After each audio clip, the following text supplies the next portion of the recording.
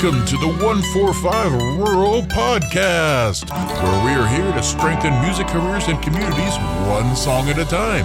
And now, here's your host, Jacob Wing. Yay! Hey everybody, and welcome to today's show, episode 7. And today we're going to talk about and deal with the acquisition of gear. And something that we really don't think a lot about. We always have little pieces here and there, or little dream things that we'd like to pick up at certain points in our career, but we rarely think about it as a summation of things or as a overall arcing story or direction we want to take. And I think if we gave it a little bit more mindfulness, it can make a real big difference in the things we do. One thing that happens, especially in the audio world, and you know, you can see it in guitarists and engineers, anybody like that, we get this thing where we kind of get the feeling where more gear equals more better. And that is rarely the case. In fact, it's usually worse. The more stuff you have, the more choices you have, and the harder it is to really make a decision and move forward. It's kind of like crippling creativity, and that's a thing we'll dive deeper into much later. But we fall into the cycle of G.A.S, or just gear acquisition syndrome, where we just got to keep getting the next thing that's going to make the difference. It's going to take me to that next level. It's going to break me out because I have this. And it's really a falsehood and a myth that we need to be aware of and very, very afraid of in some ways. So, I mean, over the course of your career, you are going to buy, hundreds of pieces of gear. And, it's going to be thousands upon tens of thousands of dollars spent on things that may or may not help, that may be adequate for what you're trying to do, may be perfect for your situation, or may not. And in most of the cases, when we're not thinking about what we're doing and we don't have a goal or a direction, that winds up costing us in the end. So, excuse me. If we start to think of this as a lump sum and an overall amount spent over a career, it really can become overwhelming and really make you want to not put the time or effort into this. But the more that you're mindful of it, the more that you can be aware that spending that money, that just throwing that money in the window, just grabbing the next thing that sounds good to you might not be the best thing overall for you. So what's the best thing we can do? As with everything else, the best thing you can really do is just be mindful of what you're doing. Have a game plan. Have something on paper. That's the best way. And one of the main ideas, and one of the key ideas I want you to take away from this before we go really deep into this, is just knowing your destination will make the journey more enjoyable. And in the end, it will make it cheaper. I promise you this. Just doing this one step will save you so much money and heartache and time and meeting weird people in parking lots. Just, it helps. I promise this helps. That's why it's in the beginning. It's why you need to know this. So, can begin. So the first thing we really want to do is, as things that we've talked before, and if you've gone through some of these early episodes, you've really started to understand and be mindful of what your sound is and where you want that sound to be eventually. And that's a big part of this. And once again, I would urge you to pull out a piece of paper or a notepad on your computer, something that you can put down and have to reference at some point, and write down what sound you want. So, if that's a style of music, write that down. I want to be in the genre of country, and I want to sound like this artist. So, you have your genre, and then you have, list some artists that you really like that sound of, and you'd like to produce that. And then in this, I would have a separate paragraph or a separate column for a recorded sound and a live sound, because those are two very different things. And the sooner that you acknowledge that, and the sooner that you come to terms with a recorded sound is not the same as a live sound, the easier this process gets. I know that we want to be purists and just be like, I just play what I play, I am what I am, you take it or leave it. And that's true, and that's how you should be as an artist. Uncompromising can be its own thing and can be good. But you really need to be mindful of the same tools that make you sound good live are not the same tools that make you sound good on a recording. So being mindful of that and making a list here of here's the sound I want, like we said, a country, and I want to sound like Willie Nelson. And so you have something to reference. You have something to go pull from and say, how does he achieve his sound? And everything is on the internet.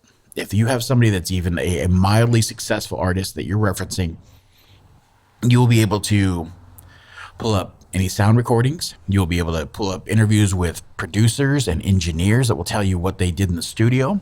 You can usually find either recordings or photos where you can reference. If you are referencing a recording that sounds so unique that you don't understand it, there's always going to be something to reference why it sounded like it didn't. And then you can go out and find, what does that, write that down and go out, look for that gear. If you're listening to live recordings or you've seen somebody live and you want to emulate how that is going, or you're watching live recordings, you can just do the exact same thing. There's usually a video involved in these, or you saw it in person, and you can either pull up that video, search around, look at the background. That's going to be part of it. Will never be the complete story of how that sound is created, but you can start to put together that picture. And if you're live in person, maybe as an artist, you become more mindful of watching what they're using. Gear is not that important to it, where you should not enjoy the performance and look at the gear instead and just be like, I don't know, I don't like that sound. I don't like that piece of gear. That's pretty stupid. You don't want to be that person, but you do want to just be mindful of, oh, hey, okay, I see what they're using there. Okay. And then, back to listening to the music, enjoying, just be mindful. Those are the kind of things that will help you. And if it's somebody who's not quite hit a huge level, there's a certain level where people become unreachable. That's just part of the society we live in. But a lot of people are happy to help you, to let you know exactly what they're using and why they're using it. There is endless amounts of videos online of people going through what they call studio tours, and they love to show you their gear and what they use, or gear rundowns or gig rundowns, like whatever they like to call it. You can pull those up and they'll sit there and tell you piece by piece, what instrument are they using? What effects are they going through? What kind of compressors or anything, so on and so forth. So information's available, but the key is that you have some sort of written down reference of where you want to go, and that's going to help you get to that point. So as you've done this and you've pieced out a little by little of I like this sound, I like a little bit of this sound, I want a bit of this, you can start to build a little bit of a roadmap of pieces of gear that I would like to have to achieve the sound. This is important to get to that point. And that really does help as you're taking the long-term view of this. So you start to write down a list of all these things, and the most important first step you should take is building out what you have to have versus what you want to have. And so you need to take a look at that and piece together of hey, this person used this amplifier and this guitar and through these effects pedals. So I need this sound to sound like that. Well, what's the most important part of that chain? You need to start to prioritize okay, what do I have to have and what do I want to have? And that's kind of the most important thing. And the thing is that you're going to run into is that usually the things that you're writing down, you're referencing top line artists that have money to blow on small things that you would never spend money on at this point in your career. And you need to prioritize if that's something you actually need, or if there's a version of that that's either cheaper, older, and more affordable or more attainable for you. Because you need to remember that on this list, it's more important that you have that thing or you have something to achieve that sound versus just having the best version of that. We can get stuck in a routine of having to have the best thing versus just having that. And so now that you've gone through this list and you've picked out things and you've maybe made some changes and found some more affordable versions, the next step is to prioritize this list. And as you kind of organize it and look at it, you're going to see things that, yes, I really want this. Yes, I want this, the ambiance of what this provides. So let's say it's some kind of pedal that gives this amazing reverb, and that's the sound that you want to go for. But it's not what you need right now to write the songs. It's not what you need to get the ball rolling and anything else. It's really one of those, the end result has to have that. But maybe before you get that, you have to write down the lyrics. You have to put together the song structure and the chord structures and everything like that. So that's really not going to be one of your top priorities, and it can move down the list. And, more important is to get a way to record. So do I have some way to capture the sound? Do I have a good microphone that's going to sound better than, the cheapest one I have? You just kind of prioritize that list, and then you move down that list. And as you do this, you start to acquire pieces that are going to be part of your repertoire and part of your arsenal of tools that you're going to be able to use, and they're going to stick with you for a longer part of your career because you've researched it and it's a good sound. You know it's been proven, and it's going to be there. It's not just going to be the flavor of the week, which we all have that problem of. I like this now, but I don't like it tomorrow, which is fine. We should all grow. We should all invest and take in different sounds, but you don't want that to hinder your growth forward because you don't have enough money because you spent it on things that you don't like now. And yeah, you can always sell it and recoup some of the money. I mean, part of being a musician or an engineer in this age is also you're kind of a walking pawnbroker. You are always trying to sell something. You're always trying to pick something off Craigslist. And it's a tough part of the gig, but it's part of the gig. But you can avoid so much of that if you're really investing things that you've done just a little bit of work and you have it written down and you have an overall arcing game plan. It really does help.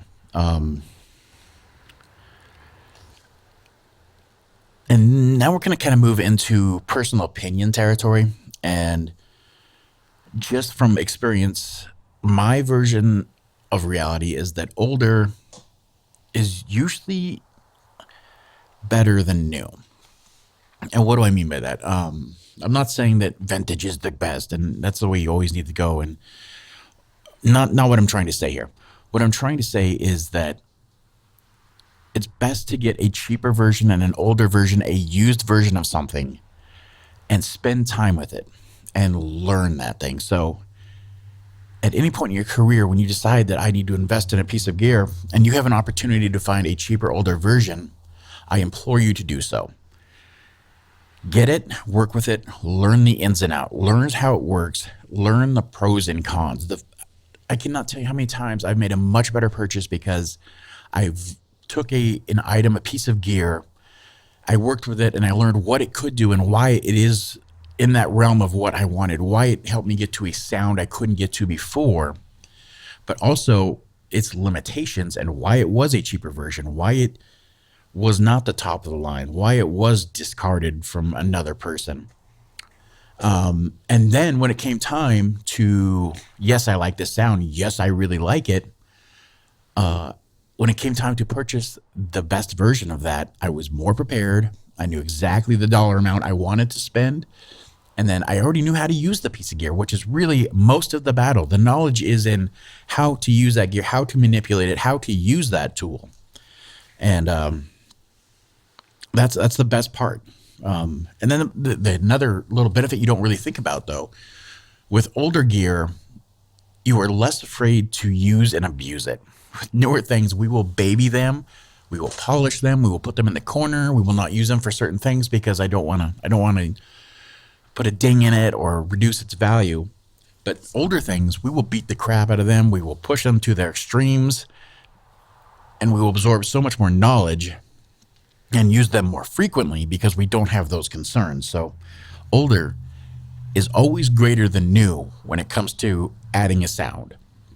I know it's a little counterintuitive, but it does work. Another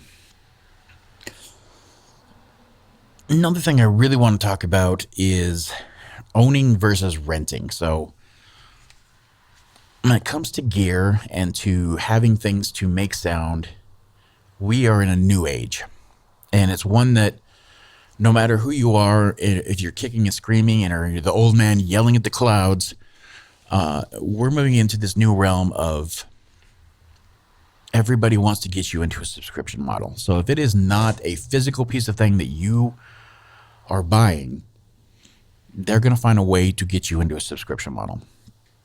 And I would really, really, really push you towards thinking twice about subscription models and being very mindful, because they will drain your bank account, especially for newer and developing artists, so fast, and you will be unable to grow and have reliable tools because you're just feeding money into this system and not having something in return. Now, that being said, there are things in subscription models, and thankfully, the reason they came around and the reason that we're giving them money is because they're useful. There's things that we could never purchase before that we have access to just because of subscription models. I myself have a couple suites of bundles as engineers and producers that we have to have that I would never have gone out and bought, because there's little tools in things they offer that work here and there, but they don't really work on every session or really all the sessions. And, when you have that list of priorities, you're grabbing the things that you're going to use for every song. This is going to be on everything I do, every track I do, every recording artist I bring in here is going to use this. Those get done, they're getting bought, and they're getting used. But the things that can add the sparkle and add the polish and stuff like that, those are great for subscription models. Things that you can, start, get them for a month, use all the tools, and then, hey, maybe I'm not going to be doing some recordings this month, or I'm not going to be doing any editing or mixing or mastering for an artist this month. I can get rid of this subscription. That's where they have their great benefit. When it comes to physical gear and versus like what we call plugins, or your software for audio recording and mixing and all that kind of stuff, I was always on the fence on this one. And I grew up right where hardware was turning into software during those times. And I was all on board and completely all about, if I can get a professional sound using a piece of software, by all means, please, I am all in. As I have grown older and I've, acquired gear, and the more I'm working in a studio environment and recording environment, helping other artists build their sound, I really I've built a hybrid studio, but moving more towards, I really enjoy the idea of analog gear. And having a piece of hardware forces you, like we said before, to sit there and mess with the knobs and understand, why does it do this sound? Okay, if I go this extreme, it sounds this way. If I go this extreme, the middle's kind of nice. Tweak it a little bit this way. And you have a physical understanding of this piece of gear that you never get with a plugin. Now, the other benefit to that is that you own that piece of gear now. So nobody can come and take that away from you, at least in the current climate we live in. Nobody can come and take away that piece of gear. You own that. It will always be there for you. You may have to fix it. You may have to invest in a new one because you've used it so much, but nobody can come take that away from you. That is not the truth with software. And even when you buy a piece of software, you're telling yourself, hey, I own this. And you really don't. And that's a hard lesson that we're all maybe not internalizing enough. And we've really, especially in the production world and the engineering world, we just got to start punching the face about how this kind of works. When we saw the company Waves just recently went from you purchase and you have a perpetual license and you use this piece of gear and then you can update it, to overnight switched, and then everything is on their subscription service. You cannot buy it. I mean, they've since changed, but overnight we're like, oh, okay, I guess I don't own this. And you're like, well, you have it on your computer, yes, but whatever computer you have now always is getting updated, and the operating systems get updated, and you have all these changes And then sometimes your software stops working with the updates. And if that software company is not going to update their plugin or whatever you have, your software, then you're out of luck. It's gone. There's nothing you can do. You have to buy the new version. You have to jump in on the subscription service, and that's your reality now. And so, since that's your reality, I mean, it's just part of the game. We can't do a lot of this without it, and it's just learning to balance that and figuring out what's better for me to invest in a piece of, physical gear, what's best for me to use a software, and should I actually buy it or subscription? These are all things we just need to balance. But going back to the beginning of this, if you are just buying into using a plan, an overall written down plan, and you have it somewhere stored where you can reference it and you have a direction, all of this becomes easier and you will know where and when to invest your money. And like I said, in the end, you're going to save so much money just doing this. So in the end, the big thing to take away from this is that you really should have that written down plan. You should have it put somewhere where you can reference it as needed. You should update it as time. I mean, obviously, like we said, it's okay to change. It's okay to grow and have different tastes. Just update it, reprioritize, once a year, every 6 months. And just put away a little money and buy that next piece. And then over time, over a couple of years, you're going to have a huge set of things that you can just sit down and write a song and then produce a song and then record a song and put something out there that's going to sound great every single time because you know these tools, you have these tools, and you know what they're going to do. So,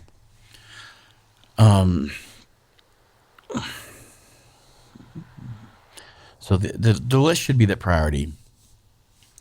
The second thing you should take away is that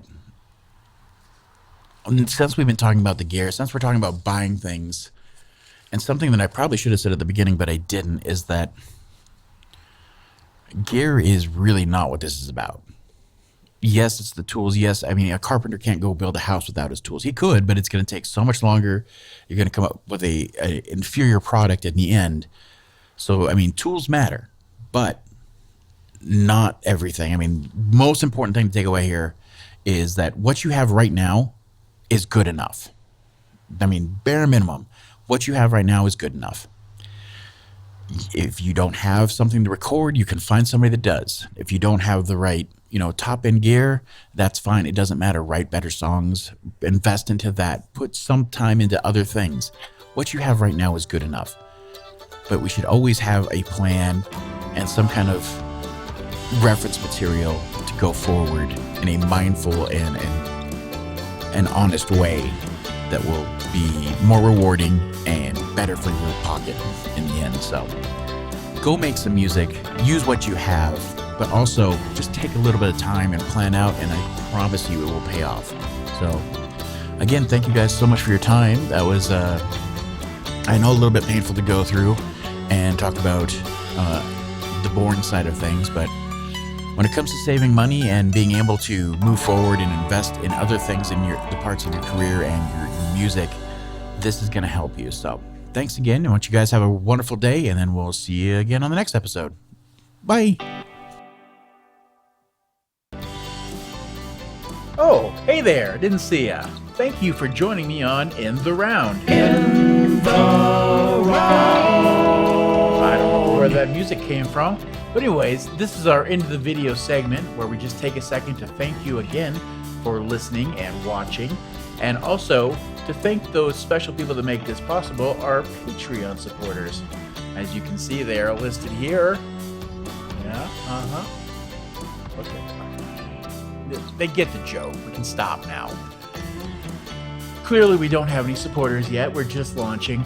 But if you'd like to join our community and be one of the first few to jump in, we'd really appreciate it. And you could start to see an acorn blossom into a tree. So we'd really appreciate that help. If you'd like to subscribe to the YouTube channel so you get more of this content, it should be down there somewhere. Or you can give us a like if you enjoyed the video. So thanks again, and see you again soon.